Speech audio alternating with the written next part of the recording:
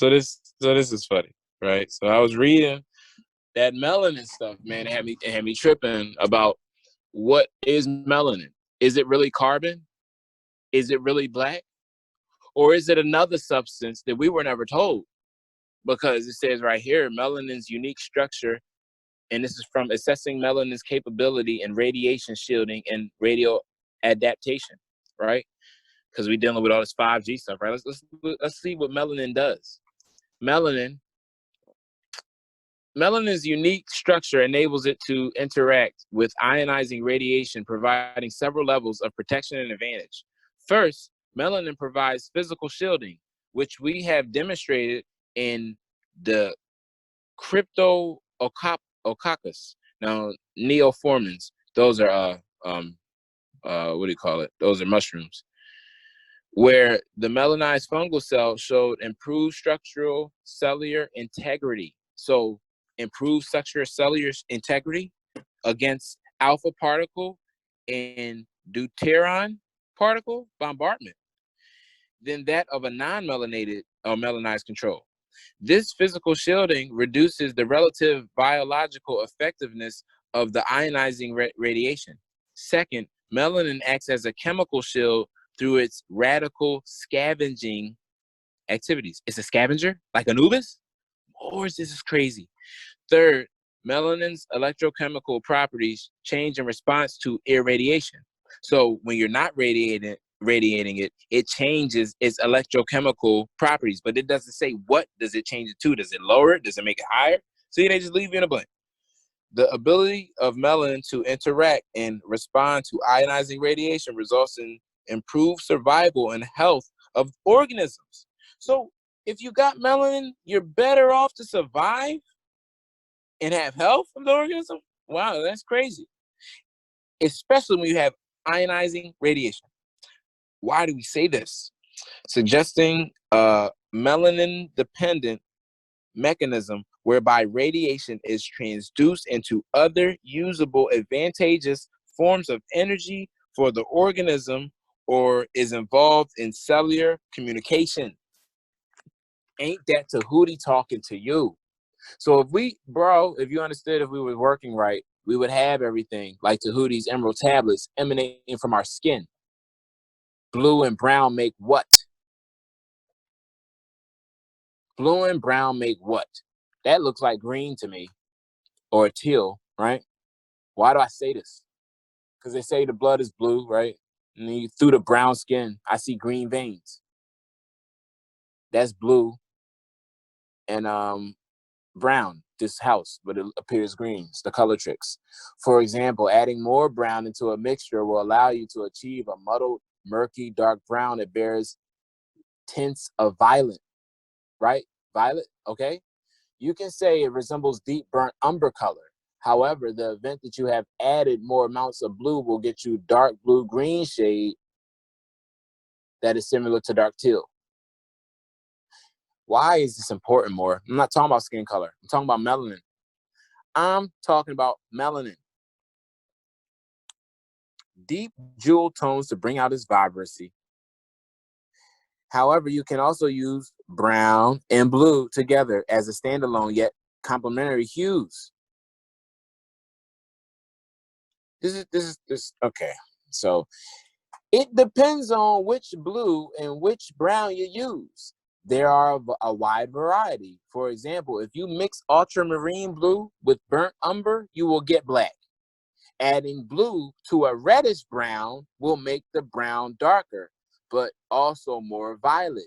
Using yellowish brown, the blue will give you a more greenish brown. Why am I taught? What is this going to, Morris? That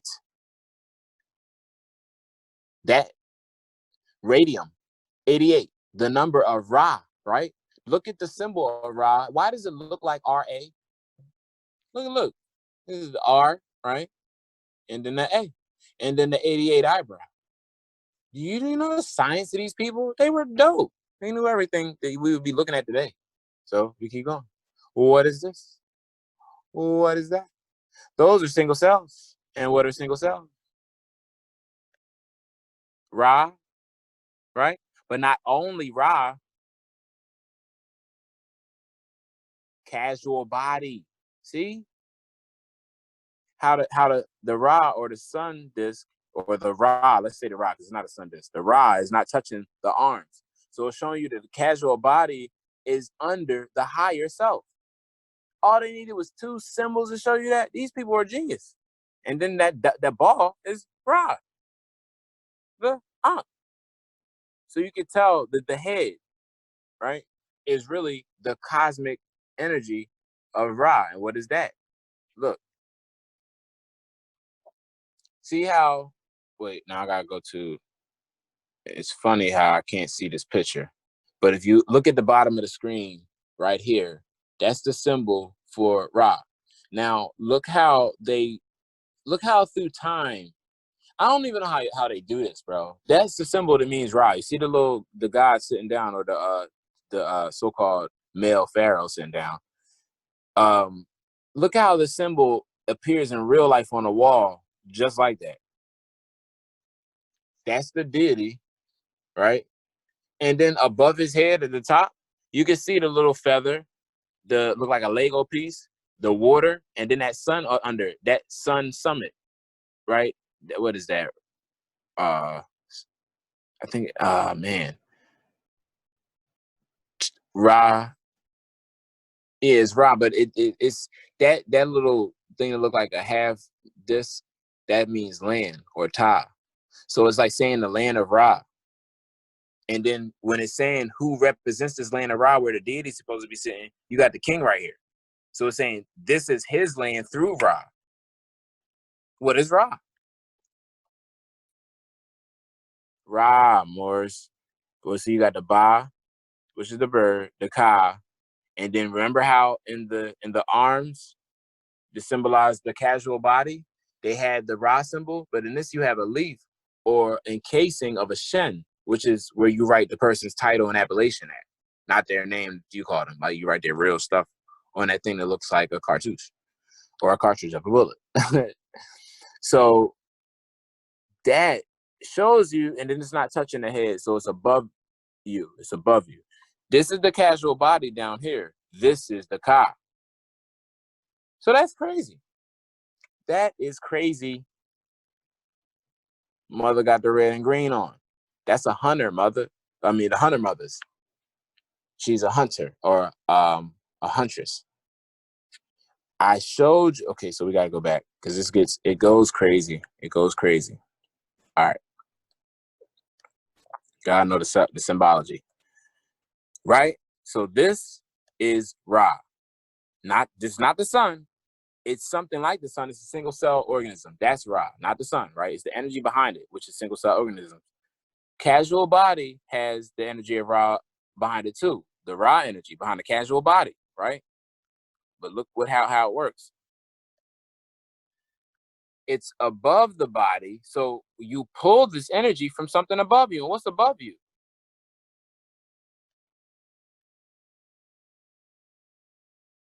Is that okay? So this is a mother coming out of the head of Zeus. Is that symbolize the Ka? Is that the Ka? The mother coming out of Zeus's head, right? Is that the Ka? Athena holding a helmet and a spear with an owl. So you see the whole symbology of the owl, but there she go, the owl. But now we get back into this melanin. So you seen the mother popping out of the head. You seen that the Ka's on the head. You seen that the Ka is also the same symbol as Ra, and it represents single cell organism, or when it's on the Ka, it represents the separation from the casual body and the eternal body, the light body. So what is this? Melanin, dark brown, black pigment found in animal bodies. So why do people say, what the hell are you saying you black for if this is found in animal bodies? 1832, right? Right in time for that eugenics. So we go to Greek melis, right? Genitive melanos, black. Melano. I want to see for myself if it say black. Let's see. Melano, word forming element meaning black from Greek melano. Combining form of melas, genitive melanos, black, dark, murky, probably from a pi root, mel, meaning black, or darkish color. So now it's changing. Source also of Sanskrit. So wait, Sanskrit go way before. Melina, that means dark stained black, right? Lithuania, melinas means blue. Latin, and now y'all know we love the Latin. Mulius means reddish. So how did it become blue and red instead of black? And when you mix blue and red together, that's purple. But you seen how they said the little brownish tints and all that stuff makes the purplish? So we talking about blue blood for real. We talking about reddish, bluish melanin. Now it's crazy when you add the colors together, you get green. And why am I so hype about this green? Because we've been saying it. And where am I in my pictures? Is it the three more rise? No. Okay, so this right here, quintessence. Blue blood was once supposedly the sign of the gods, aristocracy. It was given to the goddesses and to define ancestors in the highest caste. Blue blood, right? Blue blood is called quinta essentia by the Romans, the essential fifth part, right? That's where they get the so-called fifth element, right? Shiva, Vishnu, Hindu gods were dark blue in complexion, exactly like the first man in the world. What do they say? The demiurge or creator of the material world was shaped like a man with dark blue complexion. So don't you know that they call blue men the old word for Ethiopians? Wow. So we know that they not burnt faced, so they got to be Abyssinians. Aphrodite. Wait a minute. Aphrodite's nectar. We were just dealing with Aphrodite, and she's back again. Okay, so sometimes it was a sacred wine or ambrosia. The worshippers of Aphrodite taught the fifth essential or fifth element came to a man during a lunar month called honeymoon, planned to span a menstrual period. What is going on here? Aphrodite's nectar was also called honey. So what are they talking about? Blue blood? What? The blue essence involved of confused memory of Indo-European ancestral gods made immortal by their blue blood, right? Hindu gods were still painted blue in sacred art, representing the sky, right? Which they say, which may shed some light on the custom of the Picts and other British tribes who painted themselves blue. That's what I was thinking about the whole Braveheart.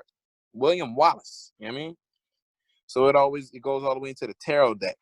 Down at the bottom, you see the last paragraph. Medieval alchemists described the quinta essentia as the blue elixir, able to confer spiritual illumination and resurrection of the body, right? 7 next to that. Later, the mystic essential fifth was represented by the fifth trump suit of the tarot deck. The major arcana, great secrets, whose figures conveyed mystical doctrines to the initiated. So understand the fifth month is right when Ramadan ends. In some funny way, there's going to be a 5-5 connection. May 23rd, the end of Ramadan, 2 + 3 is 5. So you got the 5-5, which is the day of the day, or the day of the so-called dies, which is the light or the darkness coming into light. The day of the darkness coming into the light, right? Or you got the 14th of May being the end of Corona's festival day, her celebration, right? 1 + 4 is 5, so you got the 5-5 again. The day of the healing, because they said it could either be death or healing or rewards or punishment, right? You're gonna have to take this how it comes to you, but don't see it the way they teach you to see it. See it as the way you gotta see it.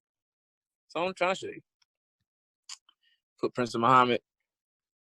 So this right here, this is crazy. But no. Later for that, I want to go into more of this doctrine. Hold on. So we're talking about this radium and how it makes sense. So has anybody ever bothered to look at radium?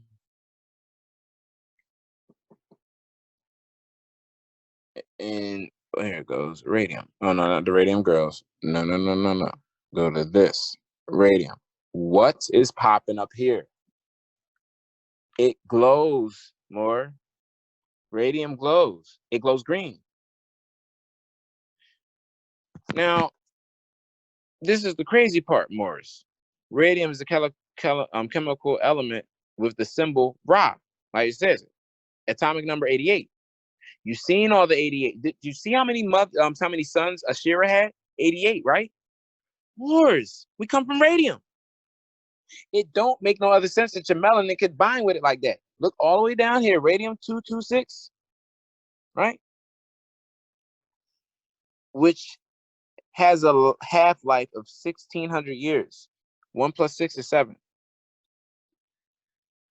Exposure to air forming okay, so watch this. Pure radium is a silvery white, shiny, right? Like the moon, but it readily acts with nitrogen rather than oxygen on exposure to air, right? Forming a black surface layer of radium nitrate. Surface layer, right? So what's under? All isotopes of radium are highly radioactive. Melanin can deal with that. With most stable isotopes being radium 226, which has the half-life of 1,600 years. When I was reading you that the ability of the melanin to act with the radioactive stuff, I was reading from the radium 226 breakdown, which is, radium. So, hold up, let me get to the shining. Radium in the form of radium chloride has discovered by Mary and Carrie Curie in 1898. They extracted the radium composed from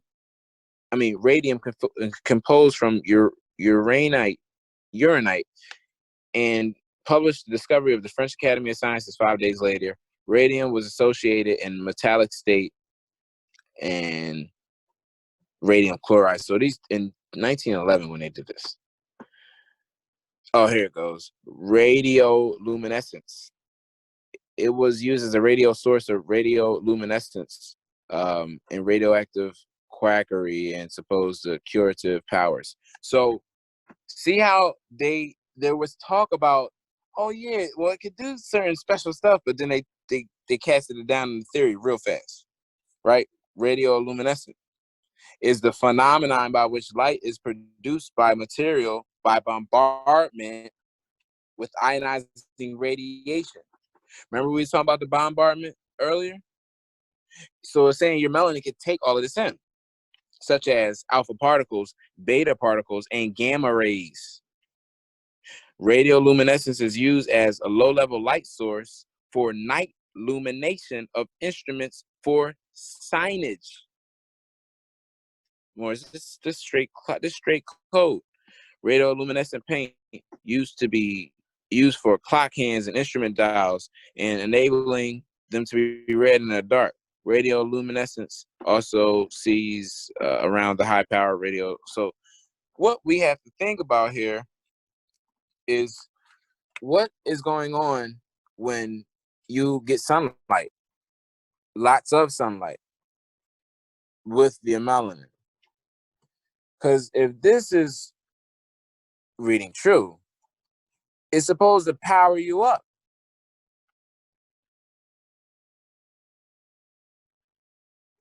Do we not remember this? Do we not remember this? The meteor had this guy glowing, green and fighting all strong and all that. What was he trying to put us on to? Was it way too early? Okay. What about this guy? Oh, what was he? What were we dealing with? The DC comics? What about this guy? And then wasn't he used to be? Oh, see, I don't even gotta, right?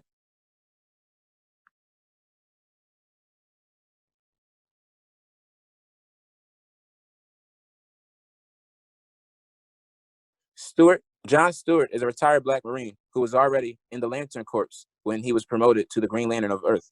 So, in summary, the Black Green Lantern is John Stewart, Lesser Chance.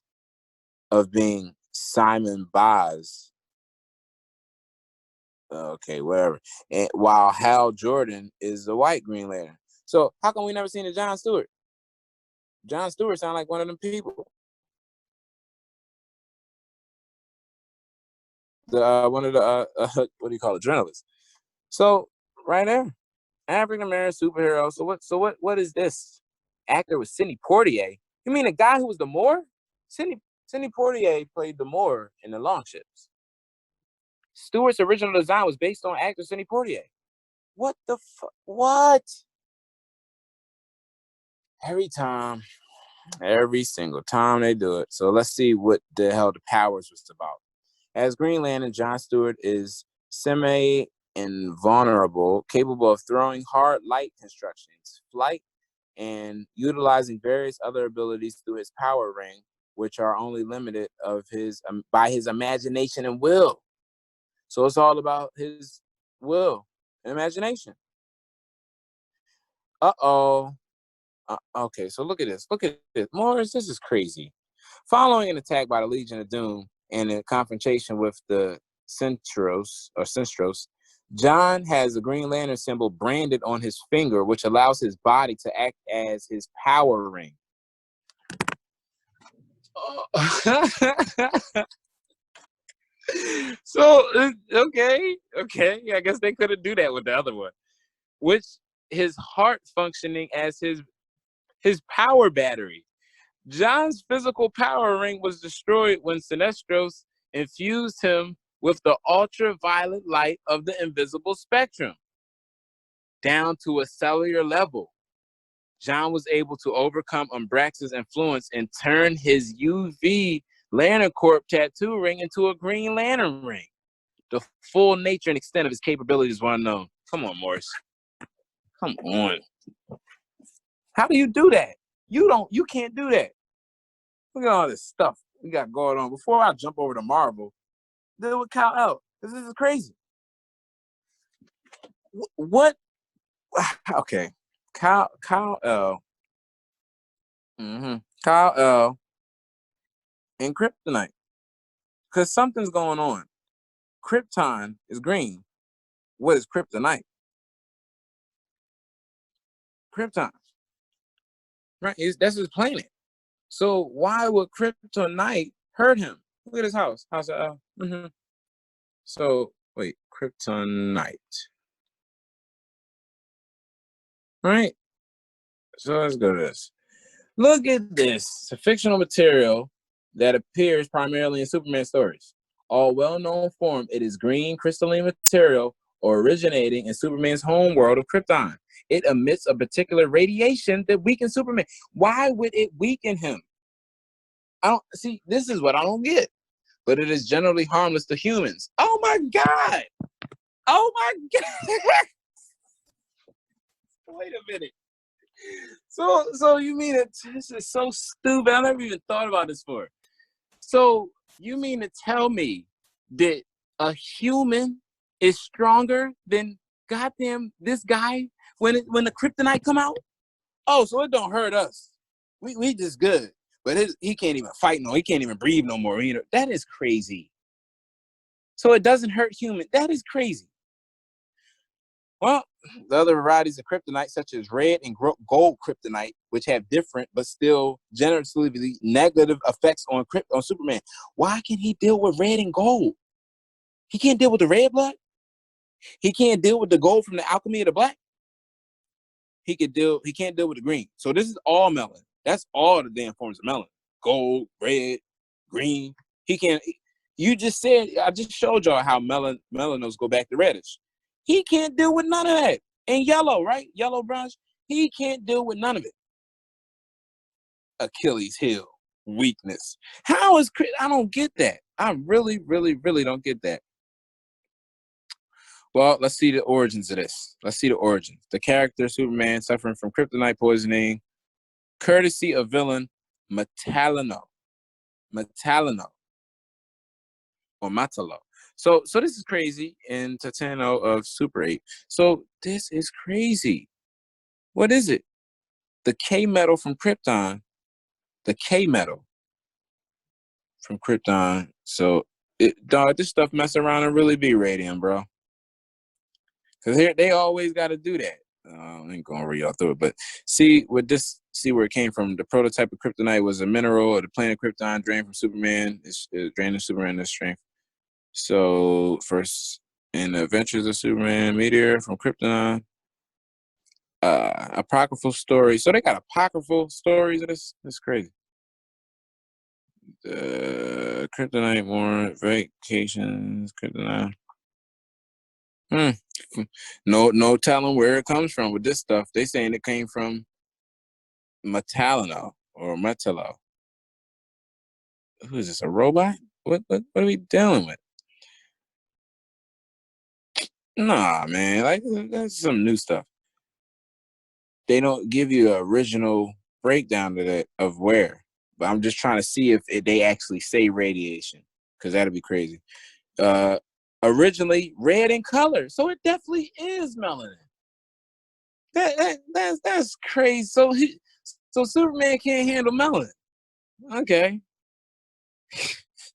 It did not adopt its characteristic green hue until Action Comics 161, and originally red in color in Superman, and a material debuted in Superman number 61. That's 7. So it was red in 7, but then they changed it to green. Green kryptonite weakens Superman and other Kryptonians. It can and will kill them long-term exposure. Kryptonians under kryptonite exposure experience and share muscle weaknesses, usually to the point of collapse and excruciating pain, both conditions progressively intensifying. Kryptonians under kryptonite exposure usually develop a fever. Oh, shit. And usually will lose consciousness before death. Pass out, right? They get a fever and pass out. More, get the fuck out of here. So you, yo, this is another proof that this coronavirus is, oh, wow, yo, this joint ties it all in. So you take it all the way to my whole theory was showing how melanin is really green, or melanin really operates with green radium, right? Or it's really radium, whatever. So then when we take it back to Superman, it's saying that the kryptonite exposure, it gives them a fever, and they eventually lose consciousness and pass out. So, or die. So that sounds like the symptoms of coronavirus. It's fun, and their skin gradually assumes a green color. Wow. So it's funny that they're using the true essence of melanin, right? Converting it into some harm for the Superman and the Kryptonians. That sounds like what they're doing with this coronavirus, because we just looked at the patent. The patent said that it had, basically, it could give you melanin. It makes melanocytes increase, right? So you get it. This is saying the kryptonite exposure, usually Kryptonians, they develop fever. So this is funny to me. This is funny. Although conical depictions vary widely, the majority of accounts maintain that although kryptonite exposure victims experience severe weakness and pain, exposure in itself does not eradicate the victim's superpowers, except those related to physical strength. Therefore, victims retain most of their visual and sensory powers, although kryptonite itself appears impervious to damage by heat vision. So you can't direct your energy back towards it.